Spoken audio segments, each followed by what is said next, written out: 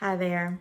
I have just been thinking about the different phases of my life and how what's coming up is going to be like the third part, Act 3. Let me just go back a little bit. Part 1 was like birth to age 30. And that was growing up as a compliant, quiet, meek, shy little girl who learned to be a people pleaser. I was an oldest daughter, oldest child.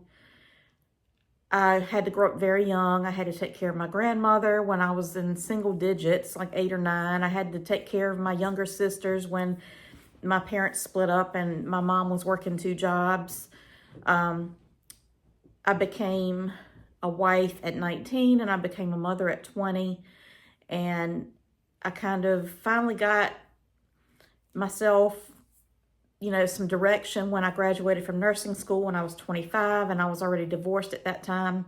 And then I, kind of was a grown up for a while and was trying to just learning how to pay the bills and keep my household together. And then around 30, I just kind of hit a brick wall. I'd made a lot of mistakes.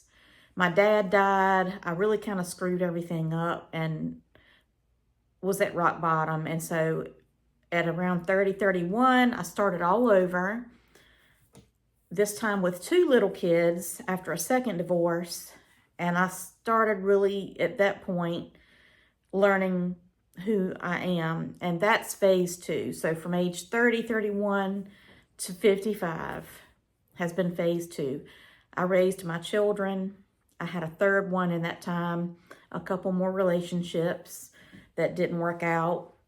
But I was learning and I was starting to really, when I look back on my life, I don't feel like I started living until I was after 30. Before that, I was a child and I didn't know who I was. From 30 to 55, I've been working on my career, raising my kids, and really have just kind of built something for myself. And a lot of people see me as a strong, independent, driven, ambitious woman who has beaten a lot of odds. And I've kind of come back from the ashes a couple of times. I have a friend who calls me a phoenix. But I'm just thinking about now how, even though part 2 was a lot better than part 1, have been living for other people for the most part. I've been living for my children. I've been living for my partner when I had one. I haven't had the majority of the time I've been single, but I did give it a go a couple of times. And I've lived for my employer as far as, I've always wanted I wanted to be a good job. I wanted to be a good employee. I wanted to make my employer happy. I wanted to earn the money that they were paying me. I have just been kind of living my life for everybody else. And it really took me a very long time to realize what I want from my life. And over the past few years, I've started to it's become clear to me how, while I've got this job that has many people see me as a success, I've got this 6-figure corporate job. I work from home. I've got a 401k. I've got rental properties. I've got a nice house that I live in. I don't, it looks like I'm a success on paper, and that's great. I guess I am by society standards, but I feel like I really haven't been true to myself. And I don't regret anything because my kids have had a good life. I've given them a good life. I've had some fun experiences. I have traveled. I've had the means to travel some. I've had the means to go on vacations. I've had the means to give gifts to my family, my kids. I've had a lot of experience, and that's great.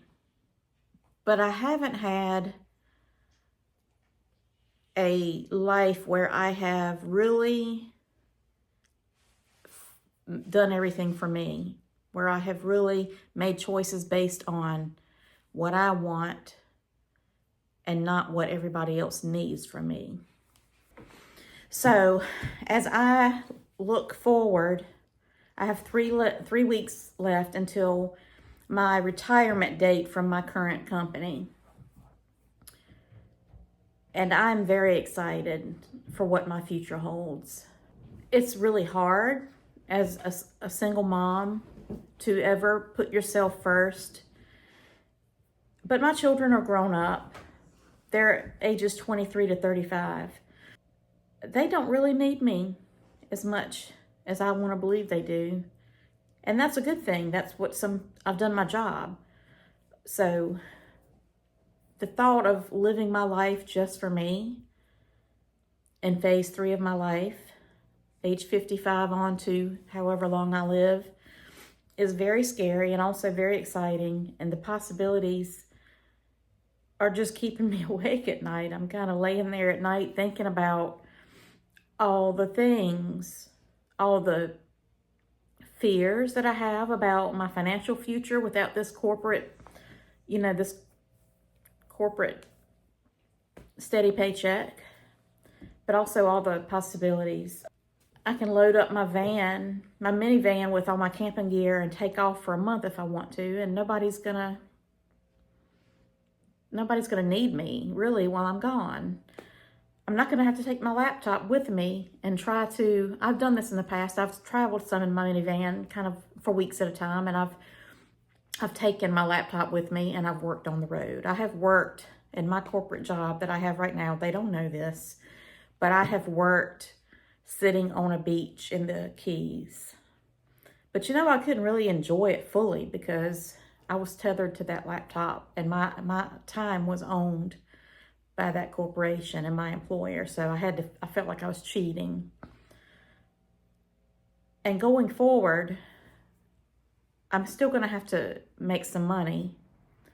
I have some cushion. I can kind of take a gap year if I want, but I'm going to be building up my real estate career, my real estate business. I have a real estate license, and I've always been really interested in that, and I've been doing it part-time for a couple of years. I'm really going to be going all in on that, and also I'll be teaching nursing part-time in the spring, 1 day a week, just to see how I like it. I'll be working with the nursing students in the hospital when they're on clinicals. And I did like a trial day last week, and that was a lot of fun, really. And I feel like, that's going to be really fulfilling. I'm really excited for my future and for putting myself first for the first time ever. A lot of that is not just going to be doing what I want to do. It's going to be taking care of myself physically, mentally, emotionally, which I have done, I have done some of, but I haven't always been able to sustain that level of self-care because I've been thinking about my employer, my kids, my responsibilities in the community, all these other things. So I'm going to have time to put energy into myself. I'm going to be able to pour into myself for the first time. I've always poured into everyone else and everything else. So I'm really excited about that. 2025 is going to be my year. And while I have reinvented myself in the past in different ways because of having to come back from adversity, failed relationships, financial problems, etc., this reinvention in 2025 is going to be all for me. And I cannot wait. So thank you for watching. Please like and subscribe. Have a great day.